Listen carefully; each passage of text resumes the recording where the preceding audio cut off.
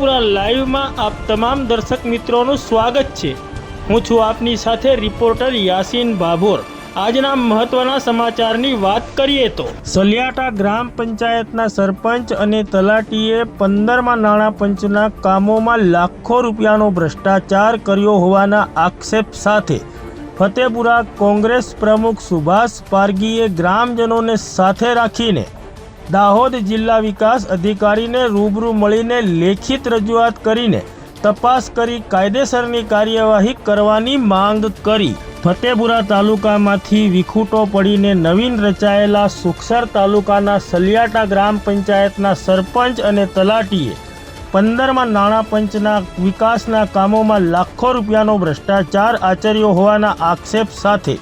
ફતેપુરા તાલુકા કોંગ્રેસ સમિતિના પ્રમુખ સુભાષ તુલસીદાસ પારગીએ સલિયાટા ગામના ગ્રામજનોને સાથે રાખીને દાહોદ જિલ્લા વિકાસ અધિકારીને રૂબરૂ મળીને આ બાબતે લેખિત રજૂઆત કરી છે અને આ બાબતે તલસ્પર્શી અને ઝીણવટભરી તપાસ કરીને કાયદેસરની કાર્યવાહી કરવાની માંગ કરી છે। તેઓએ આ ભ્રષ્ટાચાર બાબતના તમામ પુરાવાઓ સાથે દાહોદ જિલ્લા વિકાસ અધિકારીને રૂબરૂ મળીને લેખિતમાં જણાવ્યું છે કે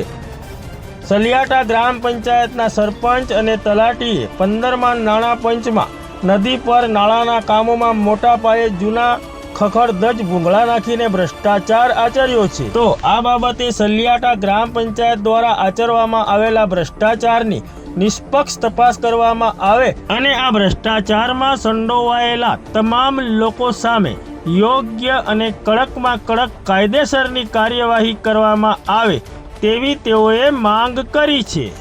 આજે અમે ફતેપુરા તાલુકાના વિભાજિત તાલુકો સુખસર તાલુકાની અંદર સલિયાટા ગ્રામ પંચાયતની અંદર 2-3 દિવસ પહેલાં એક વિડીયો વાયરલ થયો હતો અને વિડીયોના આધારે જે તપાસ કરવામાં માંગી હતી એ તપાસ માંગનાર જે સલિયાટા ગામના વતની હતા એ લોકોને સરપંચ જોડે બોલાબોલી થઈ હતી અને એ બોલાબોલીની અંદર ભાઈશ્રીને 24 કલાક અંદર રાખવામાં આવ્યા હતા। જે સંદર્ભે એ ભ્રષ્ટાચાર સામે અમે આજે જિલ્લા વિકાસ અધિકારી સાહેબશ્રીને લેખિતમાં રજૂઆત કરી છે કે જે તે સ્થળ પર નિષ્પક્ષી તપાસ કરવામાં આવે અને જે કસૂરવાર ભ્રષ્ટાચારી છે સરપંચ અને તલાટી એમને તાત્કાલિક ધોરણે સસ્પેન્ડ કરવામાં આવે। આજરોજ અમે સલિયાટા ગામે નાળાના ભ્રષ્ટાચાર માટે અમે નાળા ઉપર જે તપાસ કરતા ગ્રામજનોથી જે નાળાનો ભ્રષ્ટાચાર થયેલો સરપંચ અને તલાટીશ્રીને તો અમે તાલુકા કોંગ્રેસ સમિતિના સુભાષભાઈ સાથે મળીને અમે જાણ કરતા આજરોજ અમે ડીડીઓ સાહેબની જાણકારી માટે અને તેમને સોંપતા આજ દિન અમે દાહોદ ખાતે સાહેબને આ પુરાવો રજૂ કરેલ ભ્રષ્ટાચારને તેનો નાણાં સદુપયોગ ન થઈ શકે અને ગામની સ્થિતિ જળવાય એ પ્રમાણેની સ્થિતિની અંદર અમે આજ રોજ ડીડીઓ સાહેબને સક્ષમ